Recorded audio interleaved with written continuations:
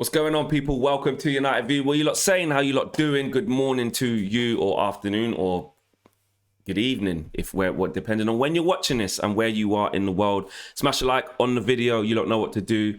Let me know where you're watching from as well in the comments below. Man United transfer update. Raphaël Varane. Now, look, we know what's going on roughly.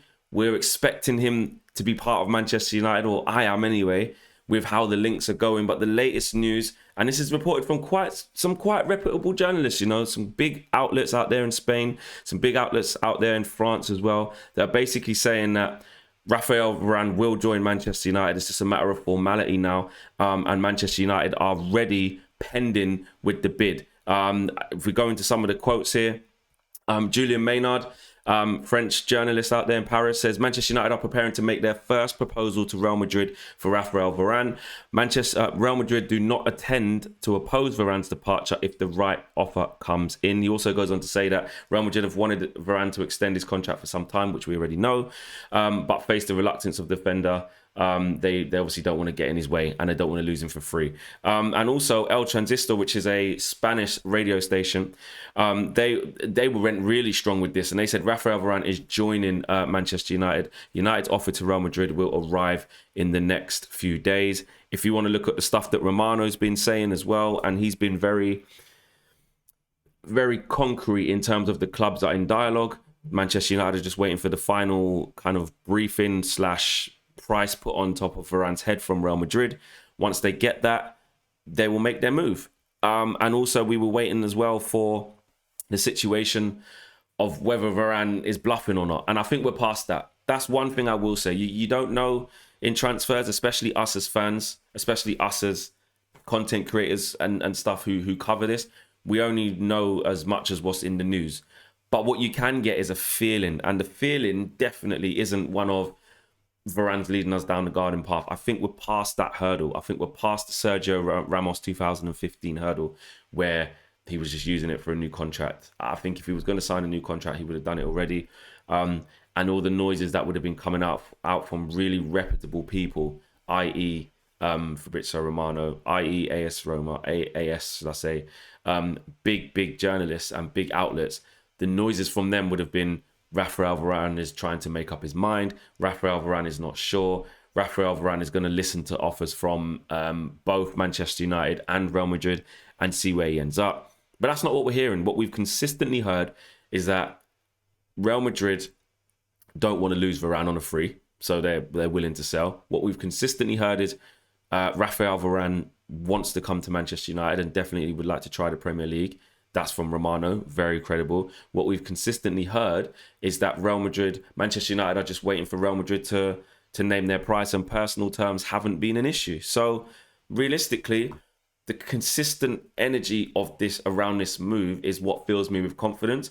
Does it fill me with definite it's happening? Of course not. Nothing can. Look where we were with Jadon Sancho last year. Do you know what I'm saying? Where it was almost nailed on. All we had to do was pay the money. There's still look. The reason why I don't think that will happen this year is because of the fee that it is. I think it's drastically less than what we were trying to pay for Jadon Sancho last year. But you still have to remember. You still got to remember that Manchester United will have a decision to make, especially if Real Madrid try and play hardball. I believe we're in a better position than them, obviously, because the player's going into his last year.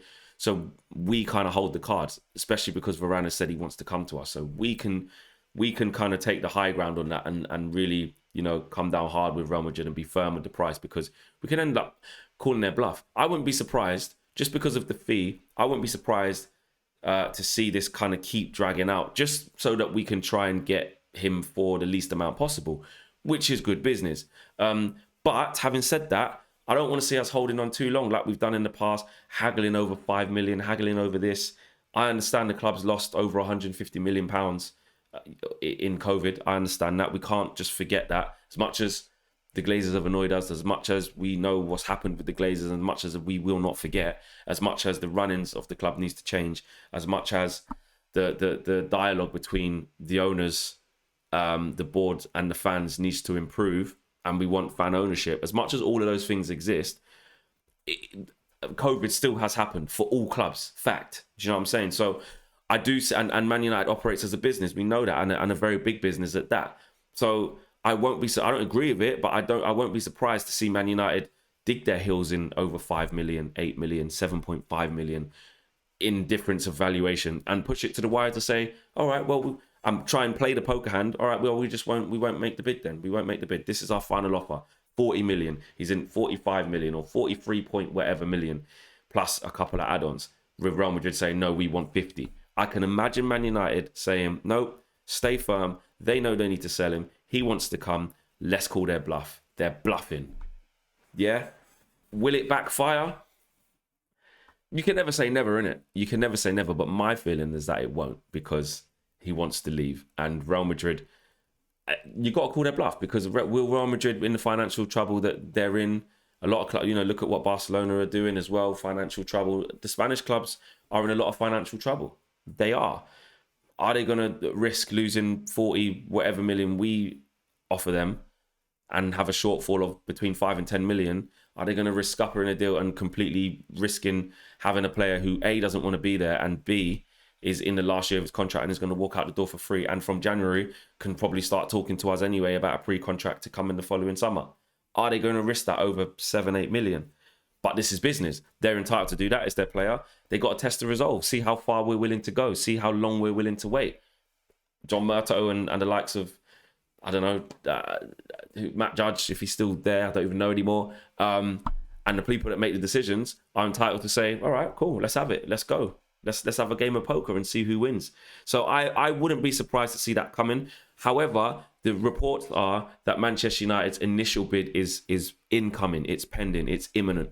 And that, I think, is the key, because as soon as you bid for the player and put an official bid for the player in, it's way more than just putting a feeler out there. Putting a feeler out there is what we've done. Let's talk to Varane's camp. Let's talk to his agents. What sort of money would he be looking for? How long a contract would he be looking for? What sort of guarantees would he be looking for? What house do we need to get him? Do you know what I'm saying? What add-ons, if we win the league, does he want? What incentives? What goal bonus? What clean sheet bonus? All of that stuff. That's putting the feelers out there. How available is he? You know what I mean? You speak to the agent says, he's really available. Our plan is to go to Real Madrid and say, Raphael doesn't want to be here anymore. He has a year left on his contract, so feel free to put something on the table and we'll listen. That's putting the feeler out there. Man United have done that. Once you've done that and go to the official bid level, that's when you're saying, right, let's get this player. Let's make this happen. So I don't think it will be as quick and as easy as we put our first bid in and that bid will be exactly what Real Madrid want. I don't think that will happen. We're going to have to wait and see how long it pans out for. I get that. I understand that. But I just don't see that happening, because Man United, why would you if you're thinking it from a business point of view, where we still need to invest money into central midfield, and I'll get to that bit in a little while, we need to save every bit of pennies we can, because money's clearly scarce, or they've only got a certain amount of budget to use, especially without moving players on. I think our budget will go up if we move players on, which I'll get to in a bit as well. So why would we go in with exactly what they want from the start with a player who's in the last year of his contract? I wouldn't. I know people say just pay the money, let's just get it done. But because I'm just looking at the situation we're in, that I might not agree with, but it's the reality of where we're at. We need to save peas where we can. So if you think you can save 6 million for the sake of the deal not running away, because it's still fairly early and you're going to make your first bid, I would make the first bid 5 million less than what they're asking for. If they're asking me for 50, I'm coming in at 42. I'm coming in between 40 and 42 and say, what are you saying? We want him.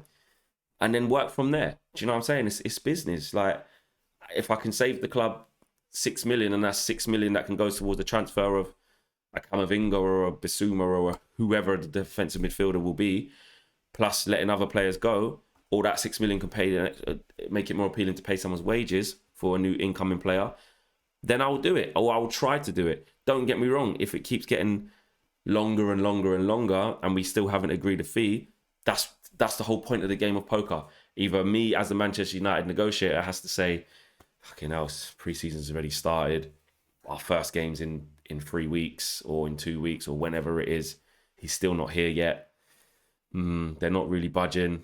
Ollie's getting a little bit agitated. We've had to start the season maybe with Lindelof again, and that's not ideal because we want that partnership. Then you might have to change your thinking. But for the first week or so, I don't mind that. So I think there will be probably what you'll see on social media, or what you may see, is a lot of fans maybe might get annoyed because, I don't know, we might put the first bid in and then Real Madrid will kind of maybe knock that back.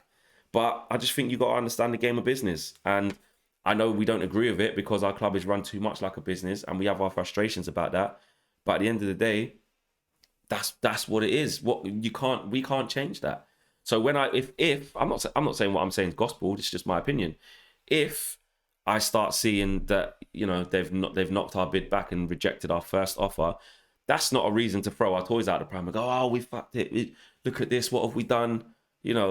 It's a chance to say, okay, well, let's see what we go back with, and let's start trying to get this deal done now and wrapped up. You don't want too much back and forth, but the initial bid, you know what I mean? I don't see anything wrong with that at all. So I think watch this space very closely. I think that's going to be really interesting to see how that pans out, because look, at the end of the day, I keep saying it, and I will keep on saying it and stand by it until it maybe gets proved wrong. But I honestly think he could be the best signing in the summer. I honestly think, and if I'm wrong, I'm wrong. I honestly think he can have a similar impact to what Van Dijk did at Liverpool. And I'm talking about the impact. I'm not saying he's as good as we need to see him come in the Premier, we need to see how he plays. I'm just saying the impact and the importance that Van Dijk is to Liverpool. Technically, you could argue that Harry Maguire is as important to us. He's not as good as Van Dijk, but he's as important to us as that. Some people may argue that, but I think Varane will come in and instantly show what we've been missing next to Maguire. And if you just look at our back four, honestly, Wan-Bissaka, Varane, Maguire, Shaw, that's as good as anyone's to me. Robertson, Konate, Young, still don't know how he's going to play in the Prem. Van Dijk, Trent is as good as what I just said. If not, ours is better. Because Konate, if he's going to be the number one, you don't know how he's going to play, but Varane's more experienced, you could argue. City, what is it? Cancelo left back or Zinchenko? Stones and Diaz. Kyle Walker. We can compete with that. Chelsea, all right, they play a back five, so it's a bit different. But you get my point. It's a proper, strong back four. Proper solid. And like I said about the spine of the team, Harry Maguire, Varane, a strong keeper, whether it's Henderson or De Gea, they're both okay. I would still go with De Gea, but it'll probably be Henderson. Central midfield, ideally, I want to see Paul Pogba in that spine, alongside whoever the new defensive midfielder is. But let's face it, I just got doubts about it. I've really got doubts about it, but I'll talk about it in a bit. And say a Scott McTominay, it would probably be, or a Fred. I don't know. I don't know if even Pogba will be in there, but I'm just saying if he was, the spine would be strong. Bruno in the 10, obviously strong, and Cavani up front. The spine of the team would be absolutely brilliant. Winners. Do you know what I'm saying? Bruno's a winner. Cavani's a winner. Pogba's a winner. Harry Maguire, all right, he hasn't won anything yet, but you get what I'm saying. He's a leader, and Varane is a winner and a leader. So, and David De Gea is vastly experienced, or Dean Henderson's a good keeper. So, and then you add the fullbacks into that and the wingers. Like it just starts to build a really strong, compact team with experience. That's what Varane is going to let us do. I think he's just going to instantly let us go up levels. So, if you're just joining us, the latest on Raphaël Varane is that expect Manchester United's bids anytime soon. That's the thing. I want to talk a little bit about Kieran Trippier. I want to talk a little bit about Trips, man. This is from Jonathan Schrager. He basically says that talks are still happening between Man United and Kieran Trippier's representatives, but whilst the interest from them remains, no progress has been made. And the reason why no progress has been made, according to the reports that I've been reading, is the valuation. Manchester United don't want to pay anywhere near the £40 million asking price for Kieran Trippier. And I can see why. Obviously, it's going to be competition for Wan-Bissaka. And it's almost like a shootout because Trippier is capable of coming in and playing really well and then starting games for us. Don't think that can't happen. Do not think that can't happen. I think people who maybe have a different view of Trippier, like maybe don't understand what he brings. Defensively, he's sound. He's fit as anything, keeps himself fit, even though he's in his late 20s now. keeps himself super fit. He's got a great delivery. Saw that in the World Cup. He gets up and down, and he can link up play. He's a very clever. He's a good, clever right back. Don't get me wrong. In one-on-one situations, defensively, Wan-Bissaka's untouchable. There's no one in the league that can defend as well as him in one-on-one situations. But I think it will be great if we did sign him for a reason, not for 40 million. I agree. If it's 40 million plus all them kind of prices, no, I don't think that would be good. But as it stands now, if Wan-Bissaka, touch wood, if Wan-Bissaka got injured for 3-4 months, what would we do? It doesn't look like we're going to keep Dalot, which was my first option, which is just keep him. He's already our player. But clearly it looks like he's not going to have a future at United, the noises that we're hearing. But AC Milan want to take him on loan and not have him on a permanent, which Man United are reluctant to do. So we'll have to see how that pans out. Brandon Williams, I just don't think is ready. I think he needs a year out on loan, especially at right back. And I feel he plays better at left back or left wing back. But at right back, I just don't think he's ready. So if Wan-Bissaka got injured for 3 months, would I be confident with Brandon Williams coming in at right back for that period of time? No. Axel Tuanzebe is going to go out on loan anyway, and he deserves that. He deserves to be playing week in, week out in the Premiership as a centre-half, but he can fill in at right back. So who have we got? We've got to get a right back, in my opinion. If Dalot goes, we've got to get a right back, because I think Dalot and Tuanzebe are going to go. Certainly Tuanzebe. I can't see him staying. With us chasing Varane like mad, we've re-signed Eric Bailly. Varane's going to push Lindelof down the pecking order, so that's another experienced defender on the bench. Something's got to give. Axel Tuanzebe definitely isn't going to play. So who's going to be our backup right back? We got lucky last year because there was no significant injury to Wan-Bissaka, but we had to just keep him out here or there to give him a rest when the games got thick and fast. You don't know what's going to happen. Do you know what I'm saying? Like we brought in Tellez, we needed that to happen.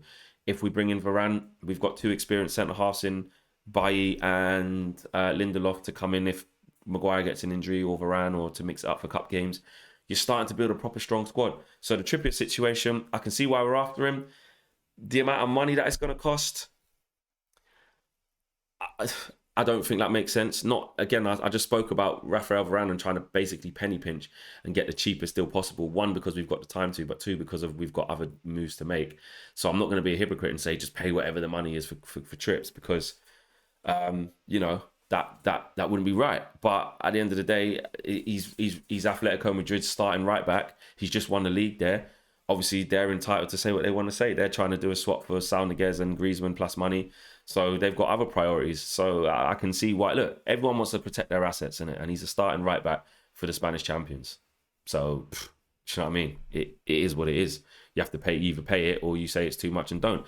But what is interesting is that a lot of the reports are saying that Kieran Trippier does want to return home at this stage of his career. He wants to try and win something in England and go again. The Bury guy, Bury born, he's local to up there, and I think his family is Manchester United supporters. I've read. I could be wrong, but that's what I've read. So I do think he would want to come back, in my opinion. Not fact, my opinion, but I don't know. I just don't think it's going to happen, because Atletico Madrid will probably price us out of that move, to be honest. Smash a like on the video if you lot are just joining. Make sure you lot do that. And make sure you lot subscribe and hit the notification in the bottom right hand corner as well. And also, I just want to talk a little bit about Marcus Rashford's injury situation. Me and HB touched on it yesterday. I just wanted to touch on it a little bit further, because Laurie Whitwell from The Athletic has basically opened up some more information about that, about his injury and what we can expect to see going forward. And he basically said even before the Europa League final, Man United were looking at granting Rashford a period of rest, which 100% that should have been happening. That included the start of the coming season. It is thought he can get the treatment on his foot injury as well, during his time on the sideline whilst recovering from the shoulder operation. I also read that it was going to be a keyhole operation on his shoulder, and because he tore some of the muscle in there, or ligaments, that basically was just restricting his movement, stopping him from hitting full speed. Then he had the ankle injury. I just feel like Rashi he was a bit of a bodge job towards the end of the season, playing through the pain barrier, being a warrior, which he loves the club, and he will do anything for us fans, anything for us. And as long as he can walk and half run, Marcus Rashford will be on the pitch for Manchester United, because that's how he thinks. He's a warrior. And I don't expect anything less from that. I just feel like it's now time for us as a club, though, to make the decision to protect our boy. Do you know what I'm saying? Let's protect him, man. Let's give him the rest. Let's give him the time off that he needs. Let him recoup. And I like that Marcus is basically contemplating this now as well, because, you know, he's got the Euros out of the way. He probably wasn't, well, not probably, he wasn't as involved in Euros as he wanted to be. It didn't finish great with the penalty miss, etc. But he hasn't, like he said, he's been suffering with a lack of confidence, which he said himself towards the end of the season. He just wasn't playing very well. You could see he wasn't right. I keep thinking back to that Europa League performance, the final. He just played so bad, and I just hated watching it, because I was just like, he's just not right. He's not fully fit. He's making bad decisions. He's forcing it. And he needs some time out. He needs to rest and recoup. And I just hope we give him that.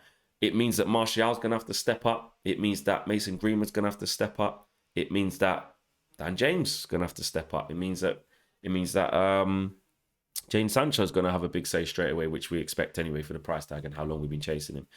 But, you know, we've got players, and that's part of having a good squad. In the time where, you know, we've just got Jadon Sancho to add more potency to that front line. If Marcus Rashford needs to be out for 3 months, 4 months, half a season, then so be it. We're going to have many more years of Marcus running down that left-hand wing and terrorising defences and doing bits for Man United. We can't think short-term. You have to think long-term and give the kid the time that he needs. And I think we'll do that. But it's a chance. A lot of people have said it's make or break for Martial. It's a chance for that to happen. It's a chance for Martial to show, actually, I'm not the forgotten man. Actually, I can produce. Actually, last season was a blip because the season before I was exceptional. I can deal with the pressure of Jadon Sancho coming in and adding more competition. I can deal with the fact that Cavani's been kept for another year. And Mason's now going to spend some more time up front at times. I can deal with that. Martial's got to show that. And I think he's got the ability to do that. But I do see where people say he does really need to come up trumps. He really does. So, yeah. Guys, that's your latest Manchester United transfer news for today. Let me know your thoughts and feelings about that in the comments below. I'll be back with another video for you guys tomorrow. I am out of here. Peace.